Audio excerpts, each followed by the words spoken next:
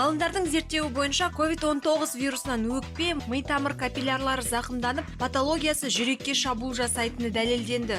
Бұл жаңалық коронавирустың жүрек пен ми жүйесінің зақымдайтындығын көрсетті. Адам ауырғанда ковидпен, оның ең бірінші симптомдары қандай?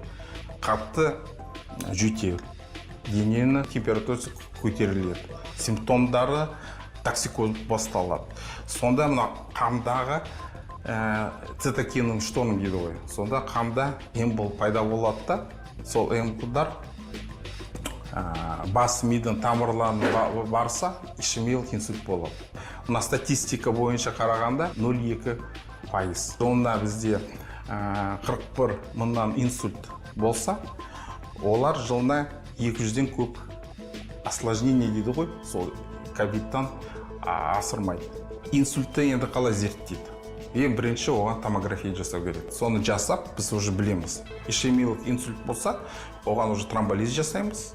Ол дәрі тамырларға жіберіп, инсульттің тромбосын ерте жібереді.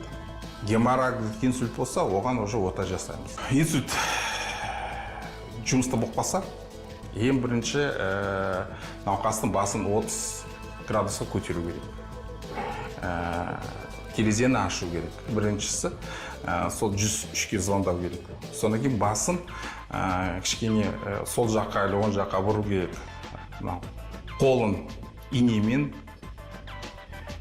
тесу керек, қанды шығарып, ол барлығы дұрыс емес. Судорога болса, көбінесе қасықпен ашу керек, ол да дұрыс емес. Оны қасықпен ашқанда теріні сындырып қоясыңдар. Онда жасауға болмайды.